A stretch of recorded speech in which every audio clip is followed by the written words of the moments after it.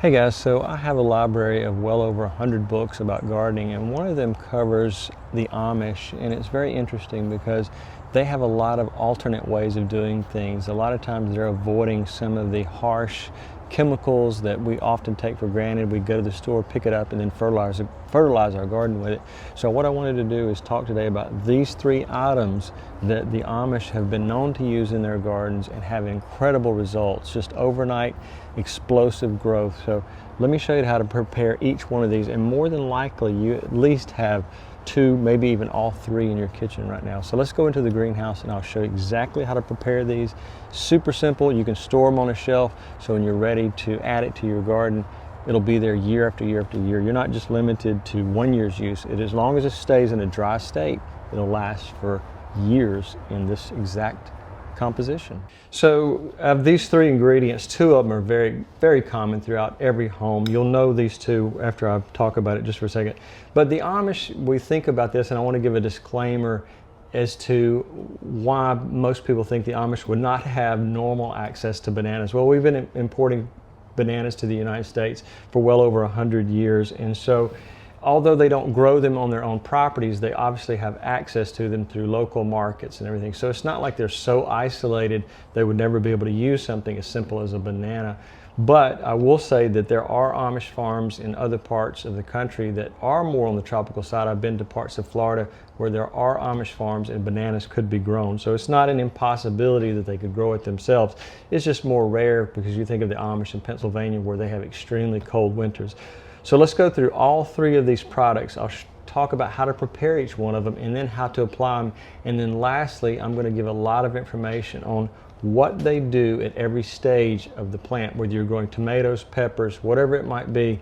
It's important at each one of those stages for those plants to be the best they can possibly be without using a toxic or highly processed fertilizer. This is completely natural at all three stages of all three of these items. Now the first thing we want to do after we've eaten our bananas, we don't want to throw the peels away because they contain some really important nutrients for our plants. But we need to convert them to their soft current state into a very stiff processed state. And there's a couple ways you can do this. You can either process them in your oven, which you're going to use electricity and power and money to do that, or you could use something like a baking tray, cut the banana peels into like 1-inch size strips, put them on this tray and then cover with cling wrap, put them out in the sun, and over a period of about maybe 1 or 2 days, they'll turn from that soft mushy state to almost a crispy cracker-like state. So that's what we're trying to do. We're trying to completely dry our bananas, and the reason I'm using the cling wrap, one, is going to add extra heat to our baking sheet, and also any birds or other animals that might come around, that's going to prevent them from eating it. Also, another important tip is on your cling wrap that you put across top, just punch some holes in it so the humidity can escape and it'll dry out properly. Now, the three ways I've talked about dehydrating bananas. One is to actually use a dehydrator. We have a dehydrator in our kitchen. I was able to do some entire bunches of bananas into this dried state. I'll put a link in the description if you don't own one, but it'll use a very small amount of electricity, but it will absolutely dehydrate. Now, the other thing I talked about is putting them on a tray in the sunlight. That was step number 2. And if you do decide to just put them in your oven and dehydrate them, that way, set it on your lowest setting on your stove, maybe 170 degrees for about 2 to 3 hours, and you'll get the same effect. And that's going to be the most expensive way to process it because you're using such a large amount of electricity. The dehydrator would come in second, and then the sunlight method of dehydration. In the summertime, you literally could dehydrate the bananas in just a couple of hours in a really, really hot July or August sun. Now next, once your banana peels have been dehydrated and they're that cracker-like consistency, you want to take a blender, a spice grinder, a food processor, and grind them into as fine a powder as you can get. The finer the better, because the finer the powder, the more the nutrients will be bioavailable to whatever you're growing, whether it be peppers, tomatoes, cucumbers, whatever. So just remember, you're going to need to grind them into the finest possible powder. If you want to use muscle power, you could use I think it's called I mispronounced this once and I almost never lived it down. I think it's called a pestle and a mortar, and you could grind down the banana peels into a very fine powder, but it's going to have a very sore arm after that. So I would recommend, unless you're off grid, to use just any kind of blender, grinder, anything like that. to get your banana peels to a fine powder as possible. Now next, you would never guess what the original origin of this white powder is. This is actually eggshells that I save each time I eat eggs for breakfast. I just put them in a box and save them and allow them to dry out. But you're going to need to also use the same one of three methods, either a dehydrator, out in the sun, or an oven. Same exact principle, lowest possible setting over a period of a couple hours. You just want to make sure that all the liquids in the eggs have been completely dehydrated. Now, you can remove the membrane. Some people say remove it, some people don't say remove it when using eggshells. I personally just leave it in there and just grind it up in my blender into a fine powder. So the first time I did this, you're absolutely amazed at how eggs, something you wouldn't think would become a powder, once it's ground, it is just like a talcum powder-like consistency.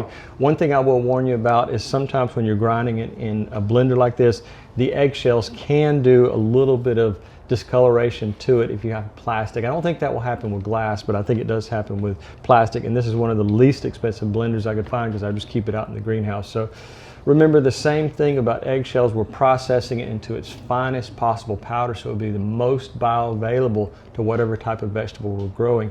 Now, I've got another video I made about using eggshells and how to make it using vinegar. I'll put the link right here if you want to take a look at that video after this one. But the second ingredient is the eggshells, and I think that's probably one of the most important. I'll put a list of things that eggshells will do for your plants as well as the other two ingredients here. Now our third ingredient is just used coffee grounds, and what I do with those is I sometimes will put them in these seed starting trays. I punched a small hole in the top to allow any excess moisture to evaporate. Put it out in the sun. Even on a cooler day, these things out in full sunlight will get super heated inside and dry out our coffee grounds. We want to remove all the possible moisture from the coffee. Also, if you don't drink coffee or don't have access to a large amount of coffee grounds, I have a friend that works at a coffee shop, and anytime I go by I just ask them, hey, would you mind saving me some coffee grounds for tomorrow, and I'll come by and pick them up. The amount of coffee grounds that they can produce in just one day is incredible. I actually got half of a 5-gallon buckets in one day. So that's one thing that if you're not a coffee drinker, you can get them for free. They're going to throw them in the trash anyway, so they can just put them in a container for you. You can take them and maybe even give a little bit of a tip for that as well. That would be greatly appreciated, as I'm sure how hard they work. So that's our three main products. I'm going to talk about how you mix and match these, what are the formulas for them, and how do you apply them to the garden. Now I'm going to give you the formulation for all three of these items that you can mix, and it's really easy to do. You want to do 1 cup of your banana peel powder, 1 cup of your eggshell powder, and 2 cups of your coffee grounds. Mix it all together, and this should be just about enough for 10 to 15 plants. You can also use an applicator like this. This is just an unused Parmesan cheese. I can't remember the exact brand. It wasn't Kraft, it was another brand, but you can easily apply it like this. But there's a very specific method to applying it too. Again, before I sign off on the video, I'm going to give you the list of things that this will do for your garden. You wouldn't believe it, but these three mixed together make a huge difference in any vegetable garden. Now, as I mentioned just a second ago, I'm using that used Parmesan container, and I think it's one of the easiest ways to apply because I can walk around the garden with this, you know, in a small hip container or pocket, and it's a lot easier than having to run back to the greenhouse. But I can just mix everything in there that I need to mix. I take one of these 2-liter bottles, I cut the top off and turn it into a funnel, so when I'm pouring it out of whatever container, it doesn't make a huge mess. It fits in here perfectly, and I can just mix it, all three ingredients.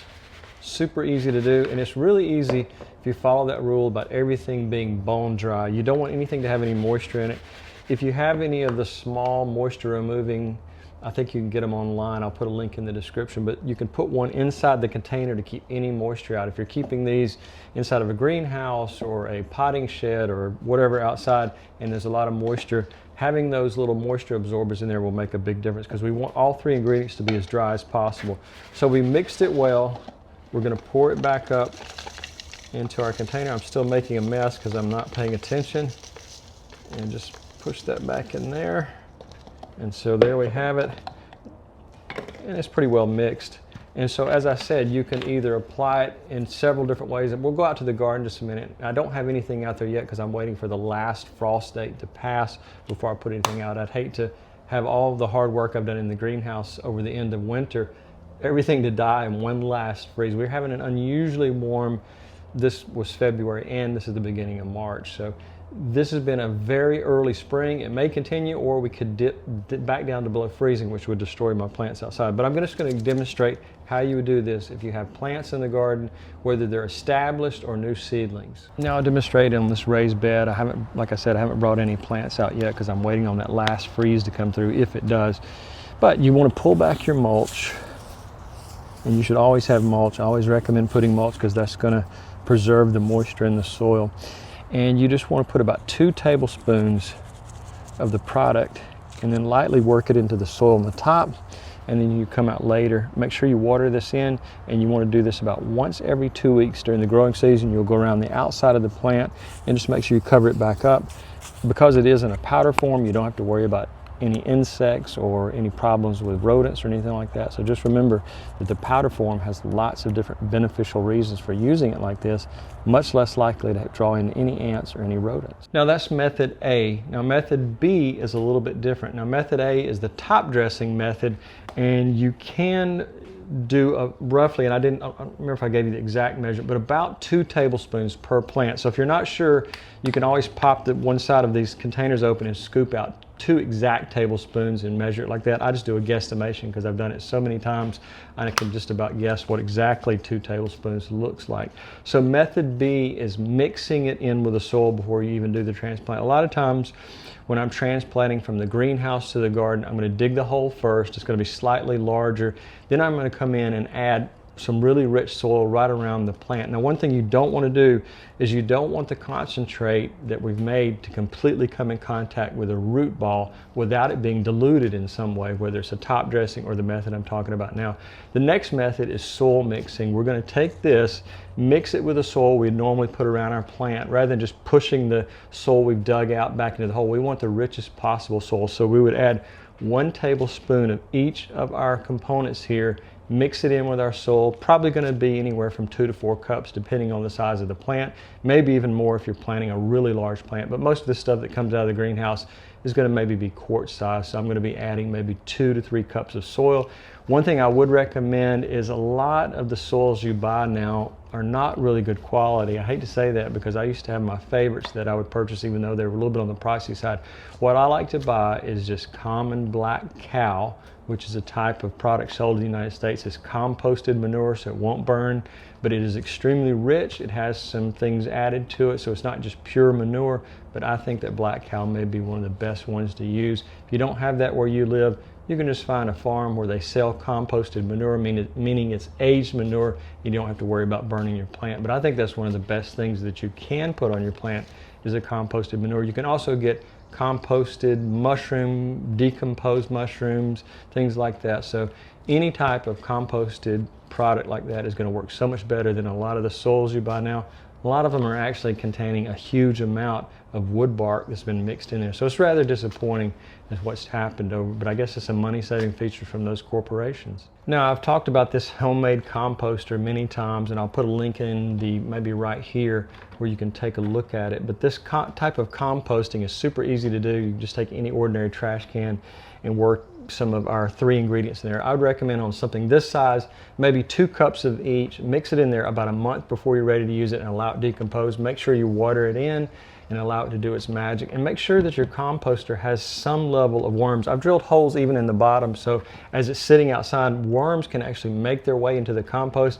I usually try not to fill it over halfway, so we have, you know, not a huge amount of stuff in there that's composting, but I've got multiple of these I've made to make it work so much easier, so I don't have to have this entire thing filled up. So take a look at that video if you want to make your own composter at a very reasonable price without having to purchase one that's very expensive. Now, if it's the time of year where you're starting to see flowers being produced and small fruits being produced on whatever you're growing, we want to create a faster potassium release by adding 1 product to these 3 items and then fermenting it in a bucket. Now, any type of active yeast, you want to add that, maybe 1 teaspoon to 1/4 cup of each of these, put it in a 5-gallon bucket, add 1 cup of water, and allow it to ferment 48 to 72 hours, stirring it. And as I mentioned in another video, you can also get an aquarium pump where you're putting more oxygen in there.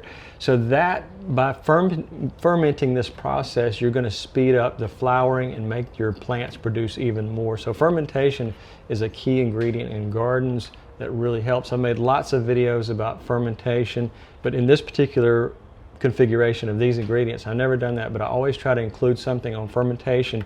If you're willing to go that one extra step, it can make a huge difference within each plant. Now you're going to put about 1 cup diluted, 1-to-1, 1 cup. Once it's fermented past that 72 hours, and you may actually be able to smell it. Sometimes it has a sour smell, sometimes it has a little bit of a beer smell, something like that. But you're going to take 1 cup of your fermented finished liquid and mix it with 1 cup of water, mix it together, and water each plant with 1 cup. Now I want to give you stage-specific application of the dry powder mix. The first treatment will be about 2 weeks after your transplant. Now, of course, you've already mixed it in there or did the top dressing, but 2 weeks later, you're going to add 1 tablespoon of the powder starting at that 2-week mark, and that's for root expansion and growing more roots into the surrounding soil. So 1 tablespoon 2 weeks in.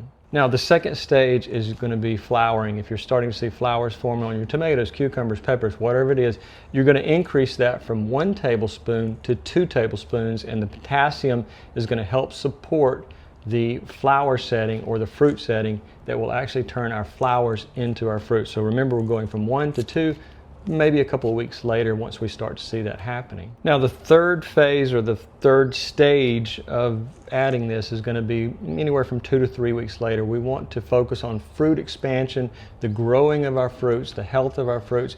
We want to add anywhere from 2 to 3 tablespoons of our dry powder and make sure we water it in well to ensure calcium uptake. So we're just kind of increasing it over time, and you'll just keep doing that about an every 2-week interval to make sure that our plants are as healthy and as productive as possible, whether we're growing tomatoes or cucumbers or peppers or whatever it is in our garden, any type of vegetable. So I want to talk about what to expect over time in your garden. The first 3 to 6 weeks, there's going to be changes in your soil. I'll put a list of them right here. You can freeze frame, take a look at it, pause the video.